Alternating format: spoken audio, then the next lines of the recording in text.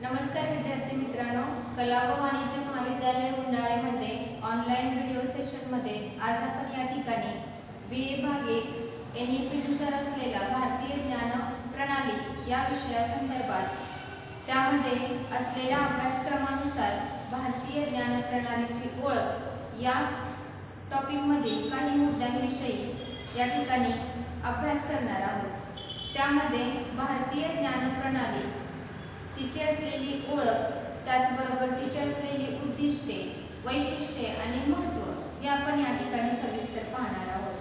सर्वप्रथम आपण भारतीय ज्ञान प्रणाली हा विषय नवीन राष्ट्रीय शैक्षणिक धोरणानुसार अभ्यासक्रमामध्ये 2024 पासून उच्च शिक्षण स्तरावरती, महाविद्यालयीन स्तरावरती अनिवार्य अशा स्वरूपामध्ये सर्व विद्यार्थ्यांना लागू केलेला आहे। प्रत्येक विद्यार्थ्याला हा विषय 2 क्रेडिटसाठी असणार आहे। त्यामध्ये विद्यार्थ्यासाठी 40 मार्काचा लेखी पेपर आणि 10 मार्काचा इंटरनल असेसमेंट होणार आहे। अशा पद्धतीचा 2 क्रेडिटचा हा पेपर सर्व विद्यार्थ्यांना BA भाग 1 मधील अनिवार्य असणार आहे, कंपल्सरी असणार आहे। यामध्ये भारतीय ज्ञान प्रणाली या संकल्पनेची माहिती पाहत असताना भारतीय ज्ञान प्रणाली ही समस्त मानवाच्या, निसर्गाच्या आणि संपूर्ण अस्तित्वाच्या पूर्ण आधारावरती असलेली एक अत्यंत महत्त्वाची संकल्पना म्हणून या ठिकाणी पाहिली जाते, ओळखली जाते। मानवीय ज्ञान प्रणाली या शब्दाने सुद्धा हिचा उल्लेख केला जातो। ज्ञान प्रणाली ही मानवाच्या अस्तित्वाच्या सर्व स्तरावरती सुसंवादाने जगण्याची योग्य समज, त्याचबरोबर सुस्पष्टता प्रदान करणारी अशी एक विशाल व्यापक प्रणाली आहे, जी हजारो वर्षापासून विकसित झालेली आहे। त्याचबरोबर आताच्या आधुनिक समाज व्यवस्थेमध्ये सुद्धा ती विकसित होत असलेली आपल्याला दिसते। मानवी जीवनाच्या प्रत्येक अंगाचा विचार भारतीय ज्ञान प्रणालीमध्ये झालेला आपल्याला दिसून येतो। तत्वज्ञान, विज्ञान, गणित, खगोलशास्त्र, कला, आरोग्य, चिकित्सा अशा अनेक क्षेत्रामध्ये ही ज्ञान प्रणाली पूर्णपणे व्यापलेली असल्याचं दिसतं। भारतीय ज्ञान प्रणाली ही एका पिढीकडून दुसऱ्या पिढीकडे हस्तांतरित करण्याची पद्धत आहे। वैदिक साहित्य, उपनिषद, वेद, त्याचबरोबर भारतीय ज्ञान व्यवस्थेचा पाया असलेल्या या सर्व साहित्यिक, त्याचबरोबर आध्यात्मिक असं जे काही अधिष्ठान म्हणतो ते प्राप्त झालेल्या सर्व साहित्याचा अभ्यास यामध्ये होतो। ज्ञान प्रणाली निरीक्षण, अनुभव, प्रयोग आणि सखोल विश्लेषणातून विकसित झालेली दिसून येते। यामध्ये भारतीय सभ्यतेने ज्ञानाला खूपच महत्त्व प्राप्त करून दिलेलं दिसते। त्यामध्ये जर आपण बघितलं तर मग सगळ्यात महत्त्वाचं येतं ते द्रव्य यज्ञापेक्षा ज्ञानयज्ञ हा श्रेष्ठ आहे हे सांगणारं जे काही महाभारत आहे। त्याचबरोबर त्यातूनच जे काही कर्मयज्ञ म्हणतो त्या कर्मयज्ञाचे पर्यावसान दिव्य जे म्हणतो ते आपल्याला पूर्ण ज्ञानामध्ये असल्याचं दिसून येतं। यावरूनच आपली भारतीय सभ्यता म्हणजे जी भगवद्गीता जी कृष्णाने अर्जुनाला सांगितली, त्यामध्ये भारतीय सभ्यतेमध्ये ज्ञानाला खूप महत्त्व असल्याचं दिसतं। म्हणूनच त्या संदर्भामध्ये विद्या धनम सर्वधनम प्रधानम असं म्हटलं जातं आणि त्या अनुषंगानं विद्याधन हे सर्व प्रकारच्या धनामध्ये सर्वश्रेष्ठ असलेलं धन म्हणून संपूर्ण मानवी समाजामध्ये प्रचलित असलेलं आणि ज्ञानालाच शिक्षण प्रक्रियेमध्ये जास्तीत जास्त महत्त्व असतं हे पटवून देणारी ही आपली जी भारतीय ज्ञान प्रणाली आहे, या भारतीय ज्ञान प्रणालीची असलेली प्रमुख उद्दिष्टे ही काय आहेत हे आपण आज या ठिकाणी बघणार आहे। त्यामध्ये भारतीय ज्ञान प्रणालीची उद्दिष्टे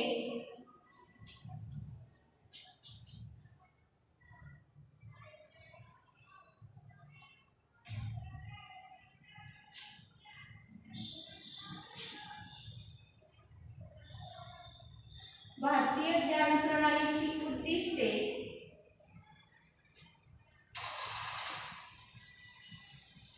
ही सुद्धा प्रणालीचं महत्त्व स्पष्ट करण्यासाठी अत्यंत महत्त्वाची ठरतात. प्राचीन भारतीय ज्ञान प्रणालीची उद्दिष्टे ही अत्यंत व्यापक त्याचबरोबर समग्र असल्याचं दिसून येतं. मानवाच्या सर्व जीवन पैलूंचा विचार यामध्ये झालेला दिसतो. व्यक्ती विकासाच्या माध्यमातून राष्ट्र विकास साधण्याचा प्रयत्न जो म्हणतो तो यामध्ये आपल्याला केलेला दिसून येतो. आणि त्यामध्ये जर आपण बघितलं तर मग साहजिकच भारतीय ज्ञान प्रणालीची जी काही महत्त्वाची उद्दिष्टे असतात त्यामध्ये पहिलं उद्दिष्ट सांगितलं जातं ते अंतर्दृष्टी बहाल करणं.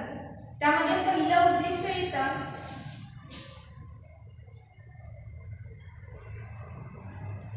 अंतर्दृष्टी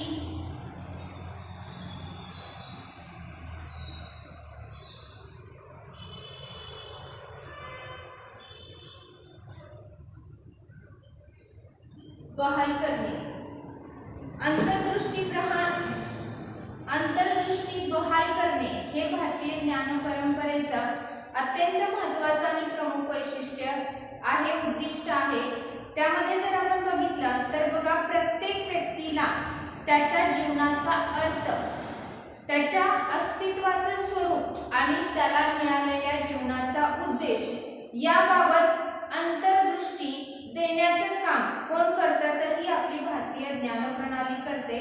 आणि या उद्दिष्ट पूर्तीसाठी भारतीय ज्ञान प्रणालीमध्ये अत्यंत महत्त्वाचं असलेलं मानवी मन, शरीर आणि आत्मा यांच्या संबंधावरती जास्तीत जास्त भर देणारं जे ज्ञान म्हणतो ते प्रदान करण्याचं काम इथं केलेलं दिसून येतं.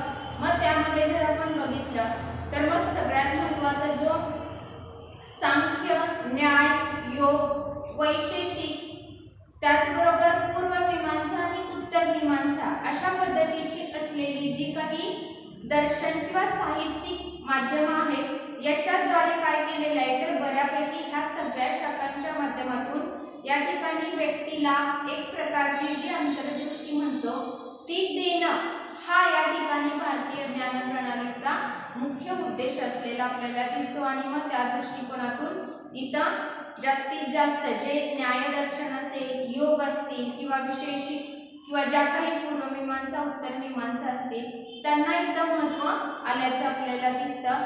म्हणजे थोडक्यात जर आपण बघितलं तर अंतर्दृष्टी बहाल करणं हे या ठिकाणी ज्ञान प्रणालीचं उद्दिष्ट असलेलं दिसतं.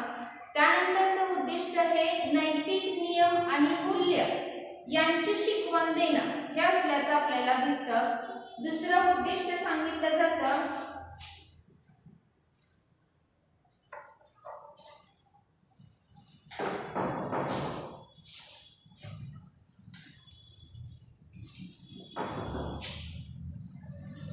नैतिक नियम आणि मूल्य.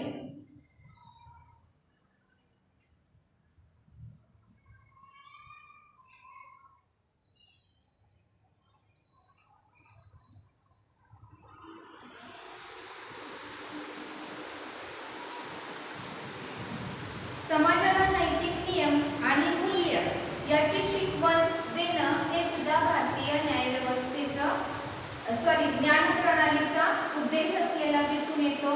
यामध्ये ज्यावेळी आपण नैतिक नियम आणि मूल्यांचा विचार करतो त्याला अनुसरून जो काही धर्म किंवा धर्मालाच आपण आपल्या दैनंदिन जीवनामध्ये प्रत्येक व्यक्ती एक कर्तव्य, मग त्यामध्ये सगळ्यात महत्त्वाचं जर आपण प्रत्येक मानवाच्या दृष्टीनं विचार केला धर्माचा तर त्याच्यामध्ये सत्य, अहिंसा, न्याय या बाबींवरती जास्तीत जास्त भर दिलेला आपल्याला दिसून येतो.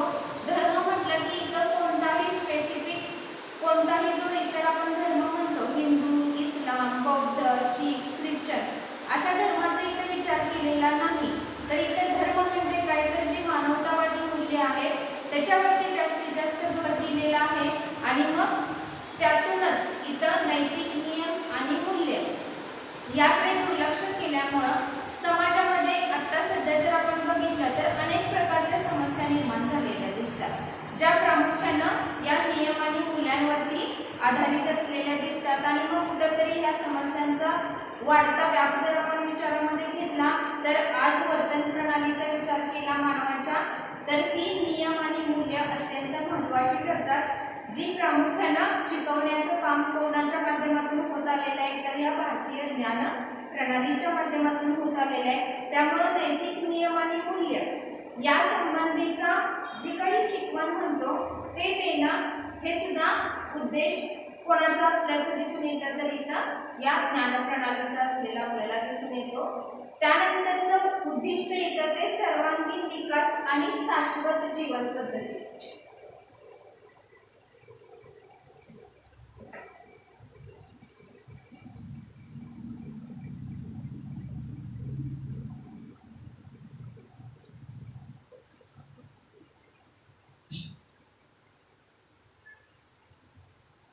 सर्वांगीण विकास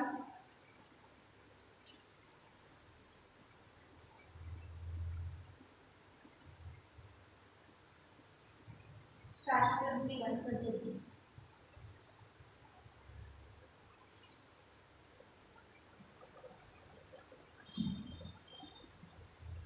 भारतीय ज्ञान प्रणालीमध्ये व्यक्तीच्या सर्वांगीण विकासावरती भर देण्यात आलेला आहे। या उद्देशानंच कला वाणिज्य विज्ञान असेल त्याचबरोबर तत्वज्ञान असेल किंवा शास्त्रविद्या असेल आयुर्वेद असेल आध्यात्मिक ज्ञान असेल या विषयांचा शिक्षणामध्ये या ठिकाणी समावेश करण्यात आलेला आपल्याला दिसून येतो। आणि मग त्याला अनुसरून जे आपण म्हणतो की साधी राहणी आणि उच्च विचारसरणी तर या तत्वाला अनन्यसाधारण महत्त्व हे या ज्ञान प्रणालीमध्ये असल्याचं दिसतं।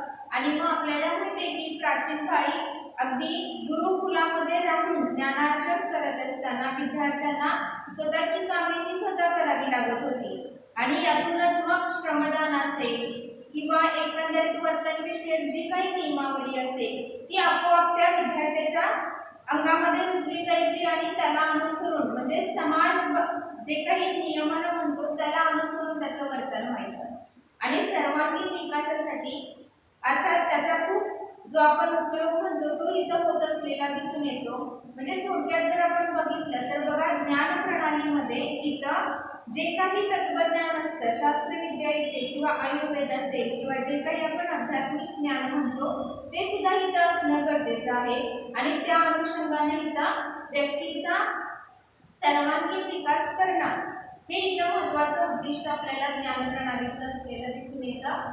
आणि जर आपण बघितलं तर बघा शाश्वत जीवन पद्धती विकसित करणं हे सुद्धा इथं अत्यंत महत्त्वाचं असं काय आहे तर उद्दिष्ट आहे। मग शाश्वत जीवन प्रणालीचा ज्यावेळी आपण विचार करतो किंवा जीवन पद्धती बघतो त्यामध्ये मग आपल्याला बघा जो काही आपल्या सभोवतालचं पर्यावरण असतं त्या पर्यावरणाशी समतोल साधून निसर्गाशी सुसंगतता राखून या ठिकाणी काय झालं पाहिजे तर साहजिकच आपलं जे जीवन आहे ते प्रत्येकाने इथं व्यतीत केलं पाहिजे।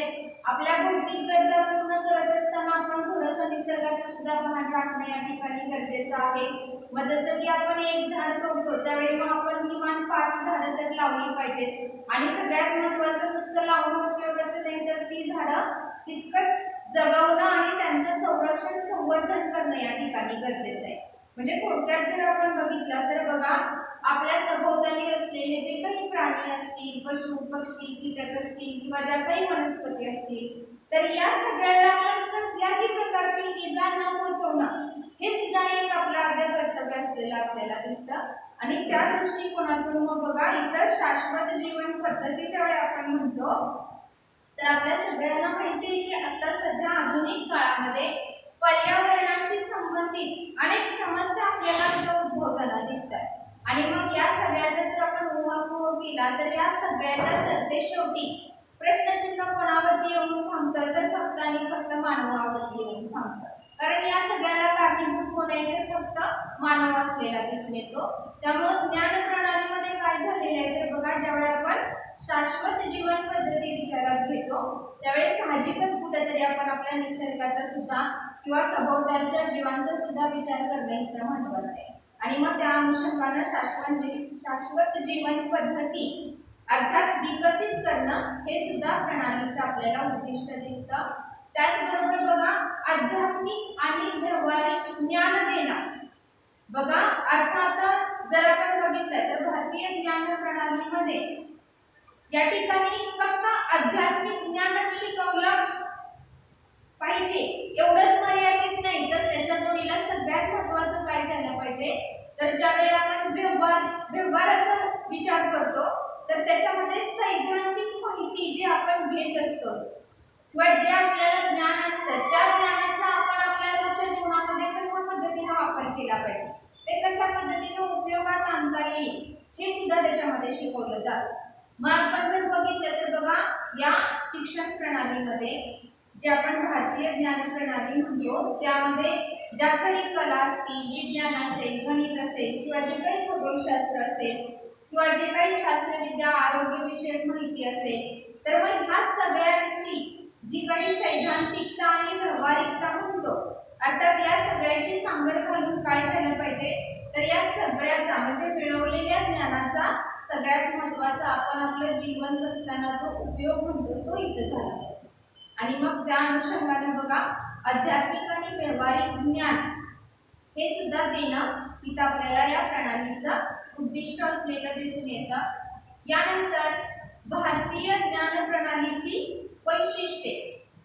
भारतीय ज्ञान प्रणालीची वैशिष्ट्ये विचारामध्ये घेत असताना बऱ्यापैकी भारतीय ज्ञान प्रणालीलाच बघा या ठिकाणी वैदिक शिक्षण पद्धती म्हणून सुद्धा ओळखले जातात. मग वैदिक शिक्षण पद्धती ज्यावेळी आपण विचारामध्ये घेतो त्यावेळी आपल्याला असं दिसतं की ही वैदिक पद्धती पूर्णपणे वेदांवरती आधारित असलेली दिसून येते, म्हणूनच तिला एकदा वैदिक शिक्षण पद्धती असं म्हटलं जातं. मग बघा या ठिकाणी आपल्याला ज्यावेळी आपण भारतीय ज्ञान प्रणालीची वैशिष्ट्ये विचारामध्ये घेतो त्यावेळी आपल्याला वैदिक काळातील शिक्षण पद्धतीमध्ये दिसून येणारे जे काही गुण आहेत ते संपूर्ण जगातील बघा ते संपूर्ण जगातील कोणत्याही शिक्षण पद्धतीमध्ये दिसून येत नाहीत हे असं आपल्याला प्रकर्षाने जाणवतं. आणि मग जसं की बघा त्या संदर्भामध्ये इथं म्हटलं जातं की स्वदेश पूजते राजा विद्वान सर्वत्र पूजते. याचा अर्थ काय होतो, तर बघा एक राजा केवळ त्याच्या राज्यातच त्याला पूजलं जातं असं नाही, पण बघा म्हणजे अर्थात एका राजाला फक्त आणि फक्त त्याचं जे काही कार्यक्षेत्र असतं तिथपर्यंतच त्याला मानलं जातं. परंतु त्याच्या जोडीला जर का समजा एखादा विद्वान कोणी असेल तर त्या विद्वानाला मात्र काय केलं जातं, तर फक्त आणि फक्त त्याच्या कार्यक्षेत्रापुरतं पूजलं जात नाही, मानलं जात नाही, तर त्याला अगदी सर्वत्र पूजनीय मानलं जातं. म्हणजे काय, तर स्वदेश पूजते राजा विद्वान सर्वत्र पूजते. म्हणजे या ठिकाणी जर आपण बघितलं तर मग आपली भारतीय ज्ञान प्रणाली ही वैदिक अभ्यास पद्धतीच आहे. त्यामुळे तिला आपल्याला म्हणजे फक्त भारतातच नव्हे तर संपूर्ण जगाच्या पाठीवरती आध्यात्मिक दृष्टिकोनातून व्यावहारिक दृष्टिकोनातून आता आधुनिक समाजामध्ये आपल्याला काय दिसून येतं, तर कुठंतरी महत्त्व प्राप्त झाल्याचं आपल्याला दिसून येतं. आणि मग त्या अनुषंगाने जेव्हा आपण वैशिष्ट्य विचारामध्ये घेतो त्यावेळी इथे साहजिकच त्याचं वैशिष्ट्य काय सांगितलं जातं, तर वेदांचा अभ्यास. आता यामध्ये बघा प्राचीन ज्ञान प्रणालीमध्ये अर्थातच ही वैदिक अभ्यास पद्धती म्हणून ओळखली जाते. तर मग याच्यामध्ये जे काही वेद आहेत त्या म्हणजे ज्ञान प्रणालीचा किंवा त्या भारतीय ज्ञानाचा उगम हा कशातून झालेला आहे, तर वेदातूनच झालेला आहे. आणि मग त्यामुळं वेद हे प्राचीन पवित्र ग्रंथ मानले जातात. मग वेदांचा ज्यावेळी आपण विचार करतो त्यावेळी आपल्याला असं दिसतं की वेदांच्या मध्ये प्रामुख्यानं 4 वेद इथे विचारामध्ये घेतले जातात. मग त्यामध्ये ऋग्वेद, सामवेद, अथर्ववेद आणि यजुर्वेद ह्या 4 वेदांचा समावेश होतो. आणि मग त्या वेदांच्या उपवेदामध्ये जे काही ज्ञान आध्यात्मिक असेल, नैतिक असेल, अर्थात मग त्याच्यातून जर तुम्ही बघितलं तर मग प्रत्येक वेदामध्ये इथं आपल्याला अनेक प्रकारचं ज्ञान समाविष्ट असलेलं दिसतं. मग त्यामध्ये जर आपण बघितलं तर मग हे वेद परिपूर्ण असं ज्ञान देणारं जे काही भंडार म्हणतो ज्ञानाचं ते इथं असलेलं दिसतं. आणि प्रणालीमध्ये मग साहजिकच या वेदांचा अभ्यास हे वैशिष्ट्य सांगितलेलं आहे। त्यानंतर बघा धर्माला महत्त्व आणि सगळ्यात महत्त्वाचा मुख्य उद्देश काय सांगितलेला आहे तर मोक्ष प्राप्ती। आता या ठिकाणी ज्यावेळी आपण धर्माला महत्त्व म्हणतो तर मग बघा वैदिक काळामध्ये जे कोणी विद्यार्थी या ठिकाणी धार्मिक दृष्टिकोनातून गुरुच्या घरी जाऊन बघा ब्रह्मचर्य आश्रमामध्ये जी काही आश्रम व्यवस्था होती त्या ब्रह्मचर्य आश्रमामध्ये गुरुच्या घरी जाऊन जे काही ज्ञान घेत होते त्या ज्ञानाच्या आधारे म्हणजे ज्ञानाचा शोध हा बऱ्यापैकी धार्मिक मूल्यांचाच एक प्रकारचा शोध आहे। आणि मग जर आपण बघितलं तर बघा धर्म हे निर्देशांशिवाय जे काही शिक्षण म्हणतो अर्थात त्याच्याशिवाय इथं परिपूर्ण होत नाही। मग या ठिकाणी जर आपण बघितलं तर बघा प्रत्येक धर्माला अनुसरून जी काही त्याची ठरलेली तत्व ज्ञान प्रणाली आहे त्याच्यानुसार काय दिसतं तर धर्म तुम्ही कोणताही घ्या प्रत्येक धर्माची सुरुवात आणि शेवट ही आपल्याला काय सांगते तर बघा त्याच्यामध्ये कर्मकांडाच्या पद्धती वेगळ्या आहेत, आचरणाच्या पद्धती वेगळ्या आहेत, देवदेवतांच्या संकल्पना वेगळ्या आहेत, जन्म मृत्यूची जी काही संकल्पना आहे ती सुद्धा प्रत्येक धर्मानं अगदी वेगवेगळी अशी सांगितलेली आहे। परंतु जर का आपण सरते शेवटी जो सार म्हणतो तो जर काढला तर काय दिसून येतो तर फक्त आणि फक्त मानवता।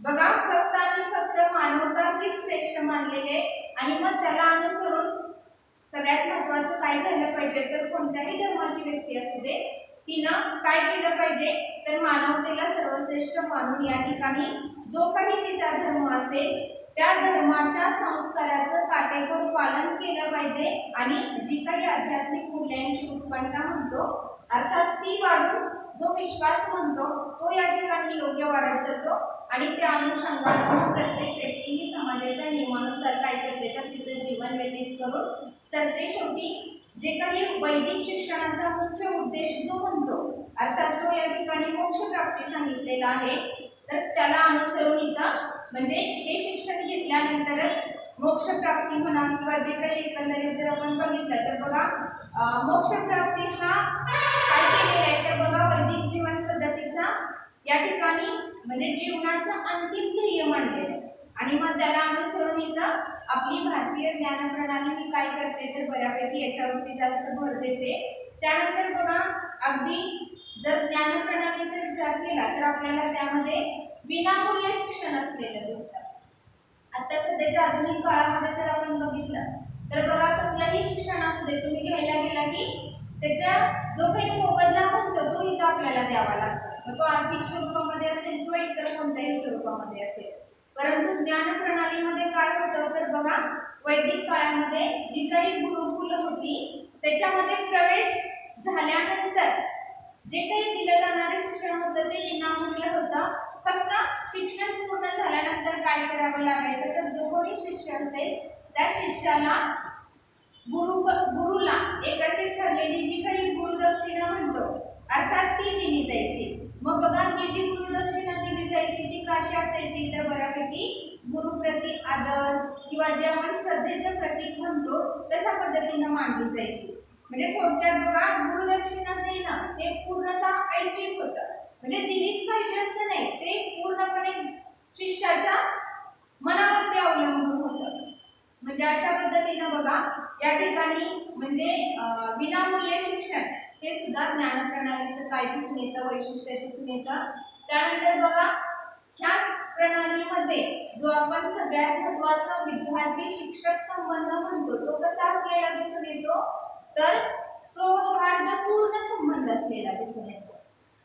त्यामध्ये जर आपण बघितलं तर बघा अगदी विद्यार्थ्यांच्या मनामध्ये शिक्षकांबद्दल अर्थात आता इथं विद्यार्थी शिक्षक म्हटलं की आपण आपल्या शिक्षण पद्धतीचा विचार करतो, परंतु त्या काळातली गुरुकुलातली शिक्षण पद्धती बघितली तर त्यामध्ये गुरु आणि शिष्य म्हटलं जायचं। जो आपला आत्ताच्या शिक्षण पद्धतीमधला विद्यार्थी आणि शिक्षक आपण म्हणतो, मग ह्या विद्यार्थ्यांच्या मनामध्ये किंवा शिष्याच्या मनामध्ये गुरुविषयी अपार असा आदर असलेला दिसून येतो। आणि मग साहजिकच बघा शिक्षक विद्यार्थी हे दोघेही काय करायचे तर बऱ्यापैकी नैतिक मूल्यांचं जे पालन होतं ते दोघांकडून केलं जायचं। मग बघा शिष्यामध्ये गुरुप्रती अत्यंत श्रद्धा, आदर असायचा, त्याचप्रमाणे गुरुंशी बोलताना नम्रतेनं बोलणं असेल, वागणं असेल. मग त्याच्या जोडीला बघा गुरु सुद्धा अगदी त्याच पद्धतीने आपल्या शिष्याशी वर्तन प्रकार करत असलेले दिसून येतात. आणि म्हणजे थोडक्यात जर आपण बघितलं तर दोन्हीचे संबंध कसे होते तर बघा सौहार्दपूर्ण म्हणजे अगदी नम्रतेचे आदराचे असल्याचं आपल्याला दिसतं.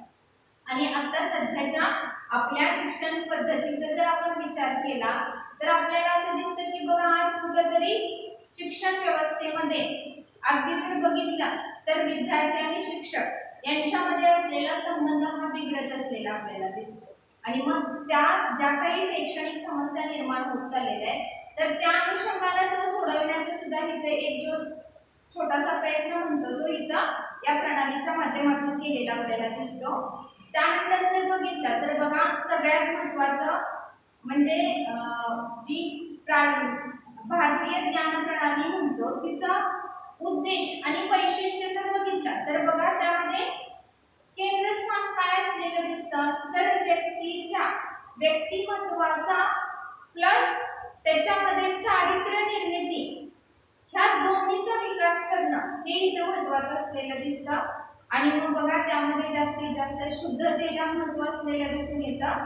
त्याचबरोबर जी व्यवहार्यता म्हणतो ती सुद्धा महत्त्वाची ठरते. आणि मग जर आपण बघितलं तर बघा वैदिक काळामध्ये दिलं जाणारं जे काही शिक्षण होतं ते कसं होतं तर व्यावहारिक होतं. मग त्यामध्ये वेद पुराण मग जर आपण रामायण महाभारताचा काळ विचारामध्ये घेतला तर बघा आपल्याला असं दिसतं की त्या काळामध्ये जे काही अनेक प्रकारच्या विद्या शिकवल्या जायच्या मग त्यामध्ये धनुर्विद्या असेल किंवा इतर कोणती असेल मग ह्या सगळ्याच्या माध्यमातून काय व्हायचं तर बघा अर्थात धर्मग्रंथ आणि त्याच्या जोडीला सैद्धांतिक शिक्षणाबरोबर व्यावहारिक कौशल्य जी म्हणतो ती सुद्धा इथं शिकवल्याचं आपल्याला दिसून येतं. मग बघा त्या एकंदरीत शिक्षण प्रणालीमध्ये शिक्षणाचं माध्यम हे जर आपण बघायला गेलो तर बघा असं दिसतं की म्हणजे अर्थात शिक्षण ज्या संस्था होत्या त्यांचं व्यवस्थापन आणि आयोजन हे कुणाकडून केलं जायचं तर त्या काळामध्ये असलेली जी वर्ण व्यवस्था होती या वर्ण व्यवस्थेमधला अगदी उच्च असा जो वर्ण येतो मग त्यामध्ये ब्राह्मण येतात. मग ह्या ब्राह्मणांच्याकडूनच केलं जायचं. आणि मग सर्व पुस्तकं ही बऱ्यापैकी आपल्याला माहिती आहे की संस्कृतमध्ये आज सुद्धा आपण बघितलं तर बघा भगवद्गीता असेल रामायण असेल किंवा कोणत्याही धर्मात बऱ्यापैकी हिंदू धर्माचा पण धर्मग्रंथ बघितले तर ते संस्कृतमध्ये असलेले दिसून येतात.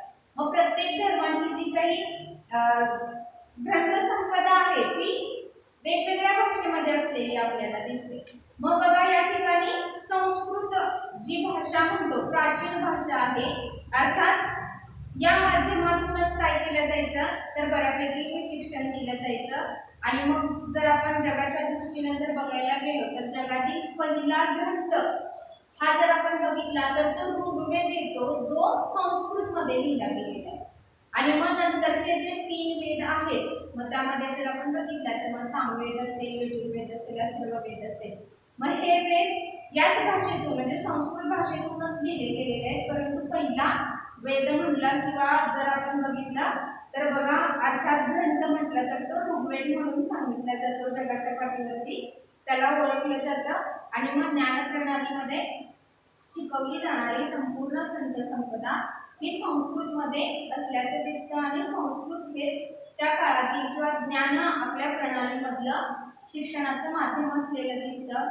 आणि मग जर आपण अभ्यासक्रमाचा शिक्षणाचा कालावधी बघितला तर त्यामध्ये असं दिसतं की वैदिक काळात शिक्षणात काय केलेलं आहे तर बघा जास्तीत जास्त साहित्यावर वैदिक साहित्याच्या अभ्यासावरती भर दिलेला आहे. व त्यामध्ये ऋग्वेद यजुर्वेद सामवेद अथर्ववेद या 4 वेदांचं ज्ञान दिले गेलेले आहे. आणि त्यामध्ये असलेल्या अभ्यासक्रमानुसार मग आध्यात्मिक असेल भौतिकवाद असेल किंवा वैदिक व्याकरण असेल किंवा परमार्थाचं ज्ञान असेल किंवा जे काही आपण ज्ञान गणित खगोलशास्त्र म्हणतो त्याच्या जोडीला जर आपण बघितलं तर मग असे अनेक अगदी मग जर आपण बघितलं तर बघा जो ऐतिहासिक अभ्यास म्हणतो किंवा त्या काळामध्ये होऊन गेलेल्या वीर व्यक्तींच्या जीवनाच्या कथा अगदी पुराणामध्ये जे काही प्रवचन वगैरे असतात तर या संबंधीचा अभ्यासक्रम त्याच्यामध्ये असल्याचं आपल्याला दिसतं. आणि मग या अभ्यासक्रमाचा जर आपण कालावधी बघितला तर बऱ्यापैकी बघा म्हणजे त्या काळामध्ये आश्रम व्यवस्था होती, त्यामुळं आश्रम व्यवस्थेनुसार जीवन पद्धती इथं निश्चित केलेली होती. त्यामुळं ब्रह्मचर्य आश्रम त्यामध्ये बऱ्यापैकी जो कोणी विद्यार्थी असेल, शिष्य असेल, तर त्यांना त्याच्या वयाच्या 25व्या वर्षापर्यंत जे काही ज्ञान प्रणाली असेल ती शिकून घेतली जावी, अशा पद्धतीचा काय होता तर बऱ्यापैकी नियम असलेला दिसून येतो. म्हणजे ब्रह्मचर्य आश्रमापर्यंतच काय दिसून येतं तर आपल्याला ही ज्ञान प्रणाली म्हणतो ती आत्मसात करायची अशी नियमावली असलेली दिसून येते. आणि मग त्या अनुषंगाने जर आपण बघितला तर बघा, बऱ्यापैकी ज्यावेळी आपण ह्या अभ्यासक्रमाच्या आणि वयाच्या श्रेणीचा अभ्यास करतो त्यावेळी आपल्याला असं दिसतं की म्हणजे आता जसं आपण आत्ताच्या शिक्षण पद्धतीमध्ये जसं 10वी 12वी आणि महाविद्यालयीन स्तर म्हणतो, तर त्या काळामध्ये कसं होतं तर बघा, वय वर्ष 24 वर्षापर्यंत जी कोणी शिष्य शिक्षण घेत होता त्याला काय म्हणून बोललं जायचं तर वसू म्हणून बोललं जायचं. बघा, वसू म्हणजे कोण तर वय वर्ष 24 पर्यंत शिक्षण घेणारा. त्यानंतर बघा, वयाच्या 36 वर्षापर्यंत शिक्षण घेणारा जो कोणी असेल त्याला काय बोललं जायचं तर रुद्र बोललं जायचं. बघा, या ठिकाणी वसू, रुद्र आणि आदित्य.